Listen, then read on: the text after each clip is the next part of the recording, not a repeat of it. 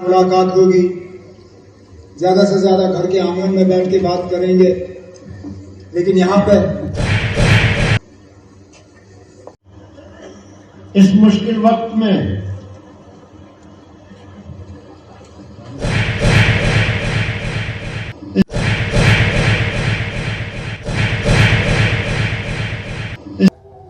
कुछ दिन पहले डोडा डिस्ट्रिक्ट में अमर अब्दुल्ला साहब आए थे, यहाँ के दौरे पे थे डोडा डिस्ट्रिक्ट में।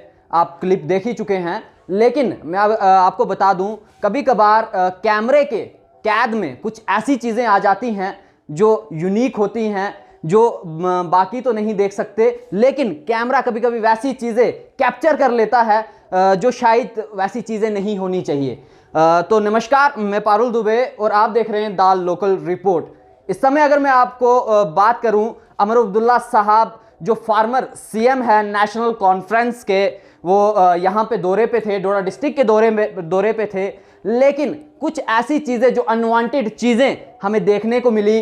डोडा की जो रैली यहाँ पे चल रही थी, एक विशाल रैली चल रही थी नेशनल कॉन्फ्रेंस की डिस्ट्रिक्ट डोडा के बस स्टैंड में। लेकिन वहाँ पे कुछ ऐसी चीज़ें अगर मैं आपको बता दूँ, खालिद सोहरावर्दी जो जम्मू प्रोविंस के वाइस प्रेसिडेंट हैं, वो यहाँ पे स्पीच कर रहे थे और उसी स्पीच के दौरान नवीद हाशमी बीच में आ जाते हैं। और बीच में भी नहीं होते हैं, एक्चुअली थोड़ा साइड होते हैं, आप स्क्रीन में देख रहे होंगे और आपको आगे भी दिखाएंगे। वो बीच में साइड पे आते हैं और उनकी कुछ टॉक चल रही होती है और उसी के बीच में खालिद सोहरावर्दी हैं, वो वहाँ पे उनको अपनी स्पीच रोक के उसके पीठ पर मारते हैं। और शायद वो डिस्टर्ब हो रहे थे मेरे ख्याल से, तभी शायद मारा होगा, ऐसे तो नहीं मारेगा कोई।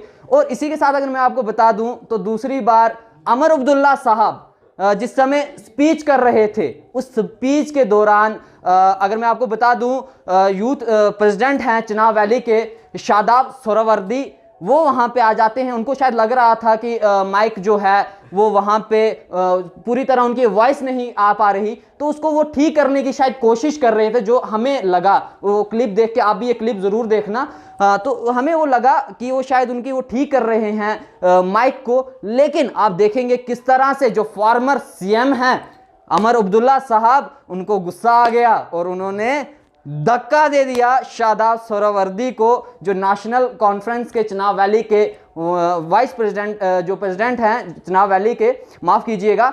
लेकिन अगर मैं आप सभी को बता दूं, मैं आप लोगों से ये जानना चाहूँगा, आप लोगों से पूछना चाहूँगा, क्या ऐसी चीज़ें, क्या जो चीज़ें हैं मंच पे, अगर कुछ भी है, अगर कोई भी पार्टी की अगर हम बात करते हैं, अपनी पार्टी में कोई भी आपसी जो बात चलती है उससे कोई फर्क नहीं पड़ता, लेकिन पब्लिक के बीच में, अगर रैली के बीच में ऐसी चीज़ें कोई एक पार्टी का कार्यकर्ता करता है तो शायद शोभा नहीं देता। और साथ में जिसका ओहदा बड़ा हो, जैसे हमारे अमर अब्दुल्ला साहब हैं, फॉर्मर सीएम हैं, वाइस प्रेसिडेंट भी हैं नेशनल कॉन्फ्रेंस के, और इसी के साथ जो हमारे खालिद सोहरावर्दी हैं जम्मू प्रोविंस का, उनको वाइस प्रेसिडेंट बनाया गया है। इसी दौरान उनकी जो है प्रमोशन, उनको प्रमोट किया गया है और टीएलआर ने भी उनको बधाई दी है। और शायद इसी बधाई में शायद वो थोड़ा सा वहाँ पे कंफ्यूज हो गए, या मेरे ख्याल से शायद ज़्यादा परेशान हो गए थे उसके बीच में आने का।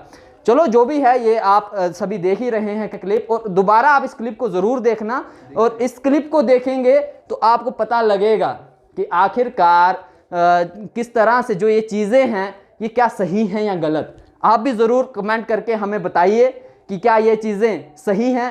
क्या ऐसी बड़ी बड़ी इस समय जम्मू कश्मीर को नेशनल कॉन्फ्रेंस से बहुत सारी उम्मीदें हैं, क्योंकि आर्टिकल 370 की अगर बात करेंगे हम, तो 370 आर्टिकल पे लोग आस गड़ा के बैठे हैं कि एनसी जो है शायद वो स्टेटहुड जम्मू कश्मीर को वापस दिला पाए। लेकिन क्या ये चीज़ें सही हैं? आप हमें कमेंट करके बताएं। और इसी के साथ 2021 में भी ऐसा होना क्या सही है? आप ज़रूर कमेंट करके बताएं। और इसी के साथ अगर मैं आपको बताऊं, जो ये तमाम लीडर हैं, जितने भी बड़े बड़े लीडर्स जो बनते हैं या पॉलिटिशियंस हैं, ये हमारे वोट से बनते हैं, आम जनता के वोट से बनते हैं। क्या इनके अंदर जब ये नेता बन जाते हैं, क्या इनके अंदर ईगो आ जाता है? क्या घमंड आ जाता है? क्या अहंकार आ जाता है इनके अंदर? आखिर जिस समय इनके पास पावर नहीं होती उस समय ये भीख मांगते हैं वोटों की आम जनता से, तो क्या जब नेता ये बन जाते हैं तो क्या उसके बाद इन लोगों की सुनी जाएगी? अगर इनके ही वर्कर्स की यहाँ पे सुनी नहीं जाती या इनके ही वर्कर्स को यहाँ पे इस समय पब्लिकली धक्का दिया जाए या पब्लिकली उसे हाथ से फेंका जाए, तो ये चीज़ें क्या होना सही है? आप कमेंट करके ज़रूर बताएं। और इसी के साथ इजाज़त चाहूँगा, फिर मिलेंगे नई रिपोर्ट के साथ। नमस्कार।